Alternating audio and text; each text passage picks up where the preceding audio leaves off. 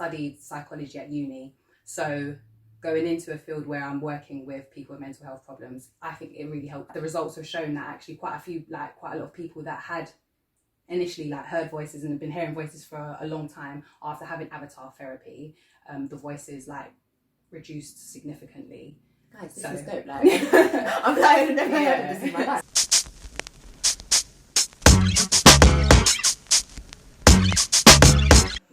Take one out of 5,000.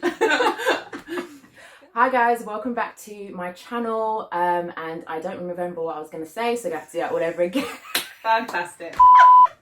Hi everyone, and welcome back to the Slay with Shay platform. If you're new to my channel, welcome to the family. Please do hit that subscribe button. And if you've been engaging with my content, watching my videos, follow me on Instagram, I truly appreciate you. So today I'm going to do something very different. I've got the beautiful Neisha here with me. I'm starting something called the Career Plug series. I'm going to be interviewing many successful Black people in their field, and I'm going to just be talking to them about their day-to-day experiences, how they got into it, tips and advice they can give. And my aim for this series really is to try to encourage maybe university students who don't quite know what they want to do next, also maybe people who are in a bit of a career limbo and they're kind of trying to figure out what their next steps are and they want some insight into different sectors. I've got so many amazing sectors to talk to people about, so I'm super excited about it. And today I'm going to start with Neisha, my beautiful friend. Hello. Known Neisha for a long time. Yeah, maybe like 12 years. Yeah. We actually met at my first job, so we've all leveled up in our careers since then. But so Neisha works in a psychology research, background. Yeah. So I'm going to ask her some questions about her career and day to day. And yeah, so let's get into it. So what's your job title and how long have you been in the field for? So my official job title is I'm a clinical research practitioner, and I have been in my job for 6 years now. It'll be 7 years in November. Oh wow. Yeah. Yeah, that's a really long time. So was that always kind of like what you wanted to do and the direction you wanted to go, or did you just like sort of fall into it? I kind of fell in. Okay, so what happened was I studied psychology in at A level in university, and I wanted to be a psychologist. Yeah. But in order to become a psychologist or to get your doctorate in psychology, you have to have like research experience, or you have to have had like experience working as an assistant psychologist. Oh, okay. So assistant psychologist posts were far and few between, so it was near impossible. Really? So I thought, let me just go down the research route. So I got into research and I kind of really liked it. And I work alongside a lot of psychologists because of the studies I work on. And then when just like having conversations with them and stuff, I just thought, I kind of like it here. Yeah. So I'm just going to kind of stay here for a bit, and if in the future I do want to persist and go on to do the doctorate, then I've got this behind my belt. But for now, it's just still in research. Cool. So how old were you when you first got into your field? 26. 26. Yeah, I was 26 when I first went into mine. Yeah, cool. So what does a day in the life of your role look like? Like what would like your typical day-to-day responsibilities be? Okay, well, during COVID, it's a bit different. So I'll tell you what it was like before COVID. Yeah. So I work across like a load of different hospitals in South London. And I work on a lot of different studies. So one day I could be in one hospital, start at 9 a.m, be in a Parkinson's clinic with a consultant and Parkinson's specialist nurse. And I have a room literally opposite them. So what they would do is they would see their patients, and then they would refer their patients in to see me. Mm-hmm. And then whatever studies run in that trust, I would talk to them about the study, check whether they're eligible to take part. And if they're interested, obviously give them some information, consent them, and like do some assessments with them. So I could be doing that for like half of the day. Then the other half of the day would just be doing like loads of admin and things like that. So that could be one day. Mm-hmm. Another day could be completely different. I could go to like a community mental health team and present a study that I'm hoping that they could help me on in like referring patients to me. That sounds really interesting. Yeah, so it varies a lot. And I'm all over the place. I'm never in one place. So okay, so you don't have like a base. I do have a base. I did before COVID, but because my job, the studies take me far and wide, I'm never really there. I literally go to my base to claim expenses, and then literally because my studies are not they're not where my office is. Right. So okay. it might you have to actually go to, I suppose, the different places to be able to actually carry out that research. Exactly. So if I don't have studies where my office is, then there's just literally no point in me being there. So I'll go there obviously to just do admin tasks and stuff, but I could be in 5 different hospitals like every day of the different days of the week. Wow. I'm never in the same place. So that's quite good though. I feel like it keeps it interesting and like different experiences. I think I'd that's one thing that actually I really like about my job. A lot of people will say that they don't like that. Right. So a lot of my colleagues, they're just like, oh, I want to go to the same office every day and just sit at the same desk and see the same people. Yeah. For them, that's cool. But for me, I actually like the fact that I'm at different hospitals, get to work with different clinical teams. I just prefer, and I think it breaks up the week as well. So for me, that's one of the things I like. I like that sometimes I travel a bit further away and I just get to just just admire the scenery, and sometimes it's just down the road I'm working. I like the variety. Yeah, for me. So, I think I'd like the variety too, to be honest. Yeah. And guys, this is obviously just like me, obviously just showing off all the black excellence I've got in my life, because honestly I can't get over like how amazing all my friends are doing, and I think this is a great opportunity for me to, I guess, like provide that content to you guys so that you guys can actually see all the different kinds of fields that perhaps maybe you may have considered, or maybe you've not even heard of or never considered before. So yeah, I thought I'd just put that in there. So did you go to uni? And if so, do you feel like going to university and the course that you did had a direct impact on this field? Yeah, it did. Especially for the field I work in. So I wouldn't say uni particularly helped for the research aspect, but in terms of the patient population I work with, so I work with people with mental health problems, neurology and dementia, but especially for mental health problems, obviously I studied psychology at uni, so going into a field where I'm working with people with mental health problems, I think it really helped me. Like my degree really helped me because I didn't go in blind. I kind of knew a lot about it. So for me, it did. Yeah. So it sounds like it helped in the sense of obviously having the knowledge of like psychology as a field and everything. Yeah. But do you feel like it had, do you feel like you wouldn't have been able to get into it if you didn't do a psychology degree? It would have been more difficult. It wouldn't have been impossible, because there are people in my team that don't necessarily have a psychology degree, but they have like a biomedical sciences degree. Yeah. Or something related to like one of the sciences sort of thing. But then I think that they've found it harder to do the work than what I have. Right. Do you know what I mean? Yeah. So yeah. But the degree so when you if you are shortlisted for the job, you have to have had a degree, like a sciences degree. So it has to be like something in the social sciences field. You can't. It couldn't have been like a cake making degree or whatever, and then you're applying to. That's a good thing for people to know, actually, because I think sometimes there's different roles where maybe perhaps the actual degree doesn't make an actual it doesn't make an impact, but it's like you can do any degree pretty much. You just need to have a degree. But yeah, it's good to know that actually you need a particular type of degree to be able to do that. So I think that's like a good point to know. So I guess when, if you're like a university student, thinking about what you want to do next, or maybe not, you've left uni, you've gone into a different field and you're like, actually, I really want to get into clinical research, etc. What kind of salary would someone expect as an entry level? So I work obviously within the NHS, and NHS works with banding. So I'll say graduate level entry, you could probably start off as a band 4, and that's typically around 25,500, 26,500. But as a band 4, your job's more so administrative tasks. Oh, okay. But within the setting. So then it's kind of once your foot's through the door, then you can kind of work your way up. So, but I'll say, without any experience in research or within the specialty group that you're working in, so obviously I said mine's mental health, you could probably be safe to come in at a band 4. Cool. And start from there. Cool. And then does the banding work across the board? So what's the highest band that somebody could get? In research, it's a bit weird. So you can go up to probably around a band 7, being a researcher within the NHS. So I say probably about band 7, and then you I don't know, salary is probably about 51, 52k, Mm-hmm. and that's obviously within the NHS.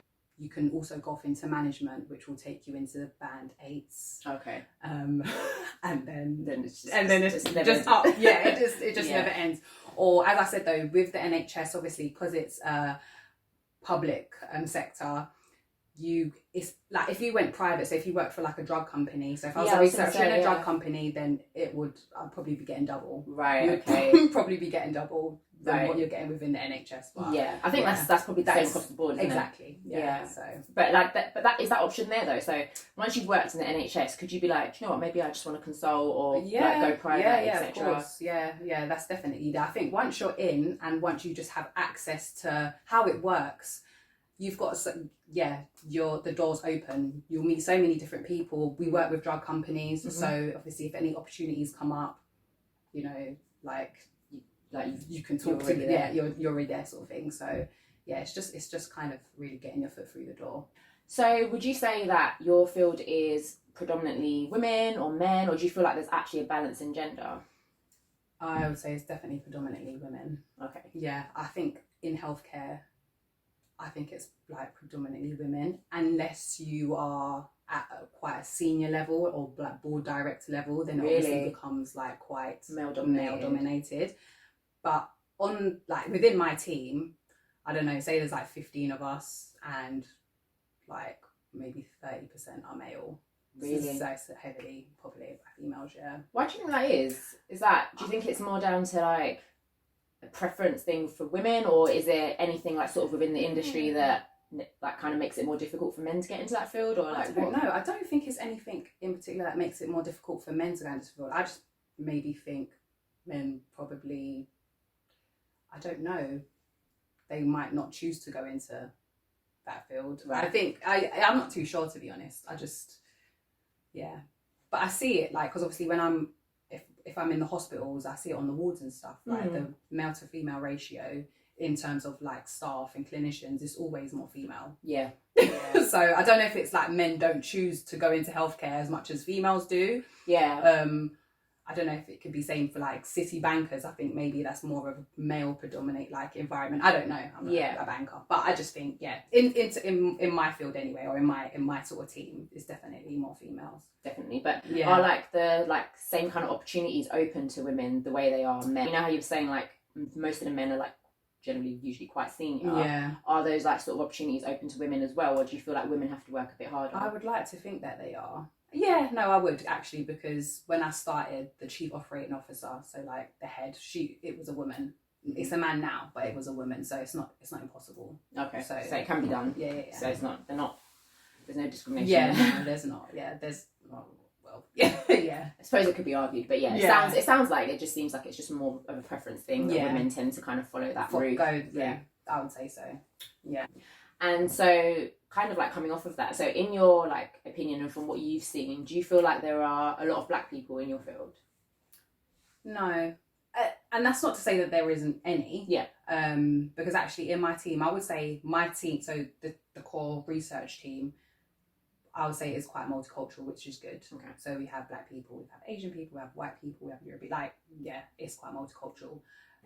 But again, it's when you go higher up, okay. So it's more a senior level, it's not represented as much at the top. Yeah, I think to be honest, I think that's pretty standard across the board. Like in most sectors, I think by the time I like get through all the different interviews, I'm sure everyone's probably going to say the same sort of thing. Same in my sector. I think the higher you go, you don't see that representation in senior leadership or like exec level, which is a shame. And that's why we're doing this, because we're trying to break these barriers so that we can all be getting up to the exec level.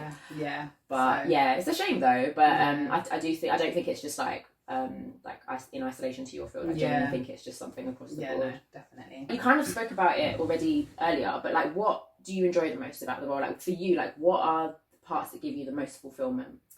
There's different aspects of it. So obviously I said like I like the traveling, I like being in different places and just not having the same sort of mundane routine. But I also like that I think I learned quite a lot on the job as well, because so as I said, like I get to work with clinical professionals, so I get to like sit in clinics with like the specialist nurse and consultants when they see their patients. I'm there. So I kept to learn about the assessments that they do, just learning about different health conditions that I hadn't studied in uni. So obviously I studied mental health, but then I work in neurology as well. So that's like a completely different field.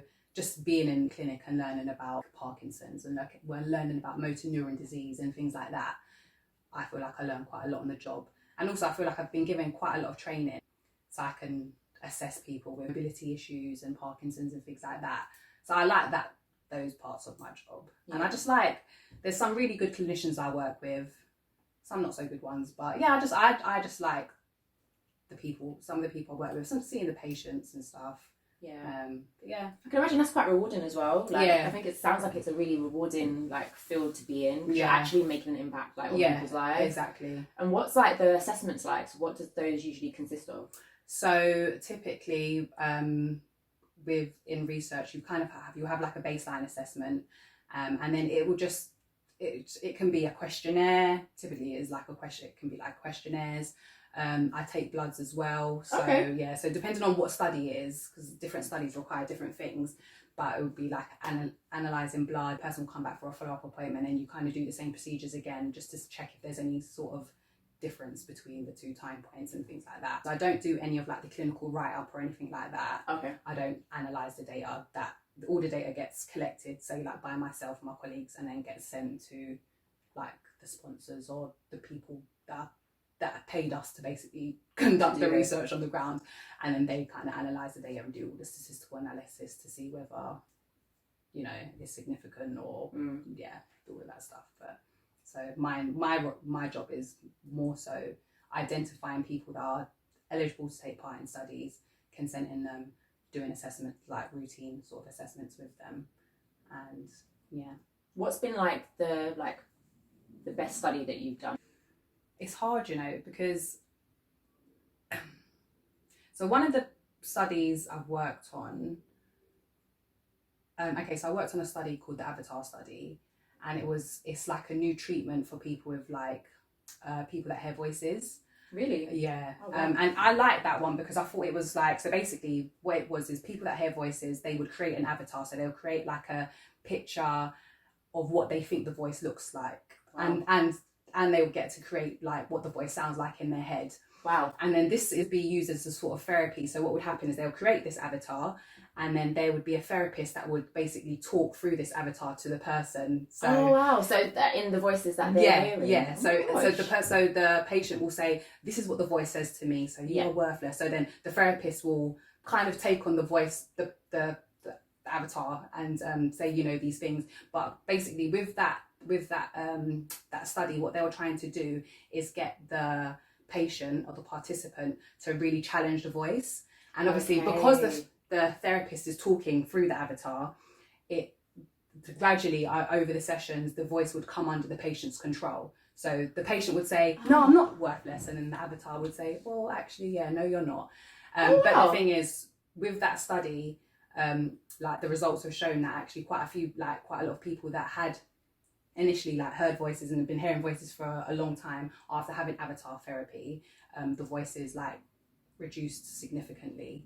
Guys, this is dope. Like, I'm glad I've never heard of this in my life. So things like that. So I just think, because I think that's amazing. Like it is. It's like groundbreaking. Yeah. No. Exactly. And then they do obviously. So we do follow up. So you know, see these people at different time points. So it could be a year down the line, and just obviously do assessments with them. Like have the voices come back, or are they significantly reduced? And like a lot of the findings suggest that a lot of people that used to hear a lot of voices don't hear so much voices, or they can better manage hearing the voices. They feel like they're in more control, which is kind of what the aim is, because the aim is to promote well-being. Absolutely. So and so that for me, I just thought it was just amazing. No, that's so good. I'm like proper impressed by that. Yeah. I'm just like, wow, I'd love to be like the fly on the wall to see like these sessions happen and see kind of like how it's actually impacting people. Yeah. I wonder if people even know that these like the levels to therapy, and I think that's like another thing as well. I think when people think of therapy, you think that it's like maybe going and sitting and talking to a counsellor, but like it's only, to be honest, even myself, it's only been of like the last few years that I've even known that there's levels to therapy. Like there's so many different kind of like things that you can do, and like even something like that I would never have thought that was even possible. And to be fair, before I had worked on that trial, that was like a very a new that was very new. So I hadn't heard of anything like that before. So that's not to say that that's very common. Yeah. But it was just a different way to treatment, because obviously drugs doesn't work for everybody. CBT, cognitive behavioral therapy, don't work for everybody, but then this is a new approach, and this might work for some people, so then it's good to try it and test it and see if Do people have to like consent to be part of this, or is it sort of a thing of like after assessing them you're like, actually I think this is what would be best for you? So research is never by force, right, by the way. Yeah, just to put that out there, it's never by force. So this is a big part of my job, is to engage clinicians. I don't really have access to patients or like that, so it's kind of what a big part of my job is to go into the doctors, go to the nurses, attend team meetings and say, this is the study, we're looking for participants that match this criteria, because we believe that this new avatar therapy will be helpful for them. And then it's for the doctors and the nurses to say, oh yeah, I've got patients on my caseload that actually I feel like they will really benefit from that. So then they give me permission to contact their patients, or they will tell their patients anyway, like, oh yeah, there's this new therapy, do you want to see what it's about? Talk to Neisha, she'll go into detail. And that's kind of where I step in and introduce the study to them and then consent them. But as I said, it's never by force. So So this is like completely optional. Like, it is completely optional. Yeah, there's a lot of like ethical principles that you need to like adhere to doing research. And you can never like force people into doing because you never want a situation where someone comes and says you like tried something on them and then it went left. No. So there's definitely like a lot of things that you go through to even get to the point of being accepted in one of these trials. Cool. This is so we didn't talk about this all day. This is so exciting. So what for you is the most challenging aspect? Like for you, what are the parts of the role that probably not the prettiest, or probably like that people should be aware of, like if they want to get into it? So with research in particular, depending on the study that you're working on, and depending on how broad or narrow the inclusion and exclusion criteria is, that can just be a pain. So some study, if the inclusion criteria is quite broad and everyone can join, and if you've got a diagnosis of psychosis, great, you can be on the trial. But then it's where the inclusion criteria is like quite limited, and where there's a lot of exclusion criteria. So for example, okay, if you are on this medication, you can't take part. If you're this high, you can't take part. If your BMI is this, you can't take part. Because then it just means that trying to find people that are eligible and that fit the criteria, there's not many of them. And then I spend a lot of my time trying to find these people. It takes work, do you know? I can get like clinicians to refer people to me, but essentially I have access to like databases, so I can kind of like troll through the database just to and put in keywords to kind of see who matches the criteria in certain hospitals and stuff. But that takes hours. And then I could be doing that for a day and identify 2 people. And then out of the 2 people, I could approach them to, and they could be like, oh, it sounds good, but not for me. So then there's that, which is not fun, because then it's just like, you spend all that, like you say, you can't force people. It's not by force. So as much as you need more people, it's like difficult to, you don't want to seem like you're trying to like coerce anyone. So exactly, so that, and so there was a study that I worked on, and so the inclusion and exclusion criteria was like quite extensive. And so I wasn't identifying like many, to be fair. So obviously each study that I work on, you have targets of like, there's a certain amount of people that you need to recruit in order to make the study like statistically significant. So this study I was working on, the target, like it was probably like 5, but it was 5 for a reason. And 5 is not a lot, because I work on studies where we're recruiting hundreds of people. But this one particular study, I think the target was like 5, because the inclusion and exclusion criteria was so extensive. So even trying to find 5 people to take part in this study was a task. And then because within this study, they had to have an MRI scan and a PET scan. So they were underneath a scanner. They had to have like, what's it called? A cannula fit. So like they could put like a tracer in of radio. So basically we was trying to test, like see if there's any sort of abnormalities with the glutamate receptor in the brain. So then you would have to like put like a cannula in people's artery, put radioactive like dye in that cannula, so it will go up to the person's brain to bind to the receptors. But obviously that's quite scary, of course. So you might find 5 people that are eligible to even have that done, but then But when by the time you it. tell them, oh, so we're going to put a cannula in your artery and we're going to put some radioactive dye in there, and you know you're going to have to be under the MRI scanner for 90 minutes. And I've been under an MRI scanner before. It's not fun. No. And I don't have psychosis. Do you know what I mean? And so just, I think, you know, if you're, like some of the patients I work with, obviously paranoia is like quite a big thing. And so that study was, when it closed, I was like, bye. Oh, God. See you later. Yeah. So that's one of the challenging things. And I think sometimes, just some of the clinicians, I think, especially in mental health, as I said, I do neurology, dementia and mental health, but some of the clinicians typically in mental health, I think because of the stigma around mental health, they kind of, what they see as like safeguards their clients, sorry. And I get it, but it's just like when I'm like, oh yeah, you know, John is eligible for this study, can you talk to him? They're kind of like, no, leave John, like we don't want you to talk to John. It's like, no, I'm not the enemy. I'm trying to help, like, you know, I don't know. So sometimes getting around them, they're a barrier to recruitment. Right. Whereas in neurology, the clinicians I've worked with, they're completely different. They're like throwing people my way. I'm in clinic and they're like, Neisha, we've got someone else outside for you. I'm like, I'm with someone. Like, Neisha, like, it's different. So that's one of the challenges. Do you think that there maybe needs to be a little bit more understanding for them in terms of like, I guess I'm sure they know what you guys do, but as in like maybe there needs to be a way of bridging that gap so that... Yeah, and I just think research in mental health as well is not as embedded as it is in other specialities. So for example, cancer, I think people that are diagnosed with cancer and stuff, if they go to the Royal Marsden, they know that they're going to be approached for some sort of research study. It's just, that's the ethos of the hospital. Like, you know, you go there to get treatment, you're probably going to get approached for research because that's the culture.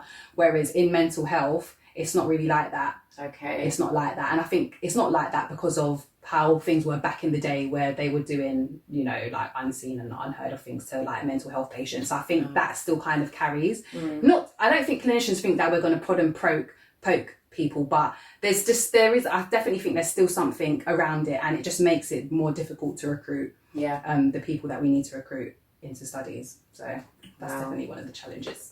So interesting. I'm learning so much.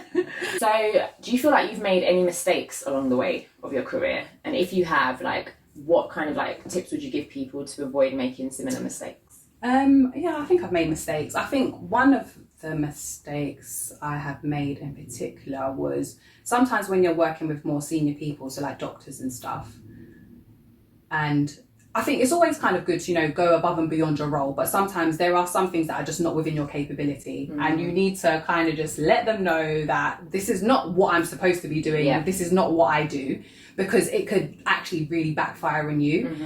So that was one of the mistakes. I was involved in like a clinical trial, so it was like a drug trial. And some of the things that I was being asked to do, it was not on my job description. And then long and short of it, like the patients and stuff were fine, but I just learnt the hard way because I just put myself through immense stress and panic and worry and bother, and I was just like, it could have been avoided had I just said, this is actually not within my capability. I'm not a medical professional like that, so I'm gonna have to leave you to do this one. I think, do you know what though, I think that happens a lot. I'm the same. I feel like it's only been maybe in the last, like, I'd say 2 years that I'm more firm in knowing when to ask for help, knowing when to say this is outside of my skill set. Because in a way, I feel like no one even makes me feel like this, but I feel like a certain level of insecurity, like, oh, but I should know this, or if you're asking me because you expect me to, or you think I do. So I feel like I have to like live up to that. It's like, no, but why am I coming to kill myself? And I think a lot of people make similar mistakes in their career, and then, you know, you end up feeling so defeated afterwards, and it's just like, so if you can avoid it. So that was one of my mistakes, I think. Just kind of knowing just you have to say no sometimes. And you don't, like, you shouldn't want to have to, like, you shouldn't feel like forced to go outside of your expertise. Even like sometimes it's good when you want to learn something, and exactly, but 100%, it's knowing where to kind of stop. Because I think with the trial I was working on, as I said, it could have got quite dangerous. Because it was a drug trial. So if you're asking me things about drugs and doses, I have never practiced as a nurse. Yeah. I'm not a nurse. You should not be talking to me about that stuff because that's not within my remit. So when you come to me as a doctor or a nurse and you're talking to me about this stuff and talking to me about dosing patients or administering drugs to patients, that's not what I'm supposed to do. So it's knowing, no, that's not what I'm supposed to do. And within research, obviously, we have what we call a delegation log. So it lists out like duties and who undertakes those duties. So we'll have like research practitioner, she does she does assessment, she takes blood, she sends the bloods off to the lab, she does these ABC assessments, blah blah blah. Then it will have doctor does lumbar puncture, doctor does drug like dosing participants. I was never supposed to dose a participant, and if things went wrong, then it will just all hell would have broke loose. So it's like just knowing, actually, no. Yeah, and I think that's a good one for people to like note down, particularly because I suppose like when you start something or when you're like into something new, there's that excitement of wanting to get involved, but then there's also like wanting to prove yourself. Yeah. And then I think that wanting to prove yourself can cause people to say, okay, yeah, no, I shouldn't do this, but you know, let me just try. Yeah. And I think with something like what you do as well, where like it can get quite dangerous, I definitely think that it's not a risk that people should take. You can't take those risks. You can't. It's if it's like, I don't know. No, you should never really take those risks anyway, but yeah, especially when it comes to like medication and drug trials, it's like you can't. I think everything really does have to be by the book. Yeah. Because you're not trying to get sued or we're not getting sued. it's not that. And then my last question is, what tips or advice would you give to university students who are just about to embark on their career? A general tip? Yeah. Well, you can do a general tip, and then maybe you can do one for like your field. I would just say try and obviously go into something that you enjoy doing. What I would say is talk to someone in the field that you're aspiring to go into. Yeah. Talk to as many people as you can. Yeah. And why I would say that is because I came into this, ended up here, but I wanted to be a psychologist because I thought it was all glitz and glam and stuff. And then having spoken to many different psychologists, I saw that it wasn't really like that. Yeah. And I think had I had known that, maybe, I don't know, my approach would have been quite different. Maybe I would have chosen a different career path. I don't know. But it's just, I think you should just probably talk to as many people as you can that's in that field before like plunging all the way in. That's actually a really good one, because I think when you're at uni especially, or even when you're not at uni, like say you're in a field you don't like and you're thinking about new jobs, it's so easy to glamorize certain jobs. I think that's such a good point. Like, I think you should try and speak to people, try and reach out to people in that field and tell them to tell you the good, the bad and the ugly. It's kind of another reason why I've even doing this series, so that people can actually get an insight into different sectors and like the good parts, the not so good parts, so that you can actually have a good overview of what it's really like. What it really means to be on the ground and doing that job, 100%. Yeah, because like for me, so I was I'll sit back there and just be like, so how are you thinking? What are you... And when I talk to psychologists, it's not like that. Not like that. No, it's not how they make it look on TV. Like that. Like a lot in the NHS anyway. I don't know about privately, but it's overworked, underpaid. Yeah. And then you just think you work so hard to get there, and then when you get there, that should be your big break. Like you should be like, yes, obviously I've made it. It's in a sense of achievement, and then like have a really like job satisfaction should be high, whereas some, obviously, job satisfaction is still higher, but some are just like, if I had a chance to do it again, I probably wouldn't have gone down that route. So just talk to the people. No, that's such a good tip. Talk to the person, or talk to as many people as you can.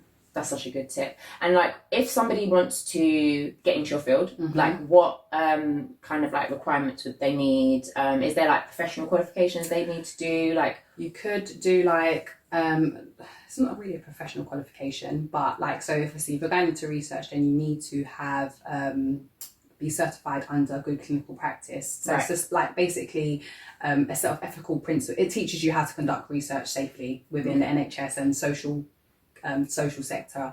So they would have to have like the GCP like training, and that's something that can be done online, to be honest. So that would be a good place to start, and then just trying to get experience in the field, not necessarily research, but Like if you are working in a hospital and they're like, oh, we're going to do an audit, you just try and be involved in doing the audit as well, just because it's something to add to your CV. So when you do go to apply for like a research job, you go, I took part in this audit, and do you know what I mean? Just Yes, it's about like, I suppose, identifying opportunities to get those transferable skills and just like trying to like get that experience within that sector. Wherever you are. Yeah. Well, guys, thank you, Neisha. Honestly, it's been so exciting learning so much more about your field. I feel like I'm rubbish, friend. Like some of the stuff she's saying, I can't lie. It's the first time I'm hearing it.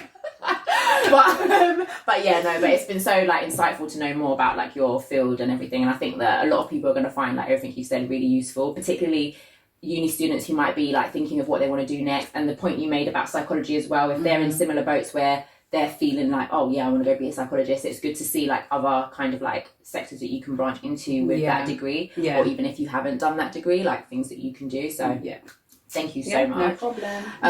But yeah, thank you guys for watching. Make sure that you stay tuned for more episodes of the Career Plug series. I've got so many more amazing people to speak to, and I'm going to continue showing all my friends off and how amazing they are. But yeah, thank you guys so much for watching. Leave your comments in the description box and let me know what you thought. Let me know if you've got questions for Neisha as well. So if there's like questions about her field and you want to know, drop them in the comments box and I will let her know and come back to you guys. But thank you guys so much for watching, and I'll see you guys in the next video. Bye.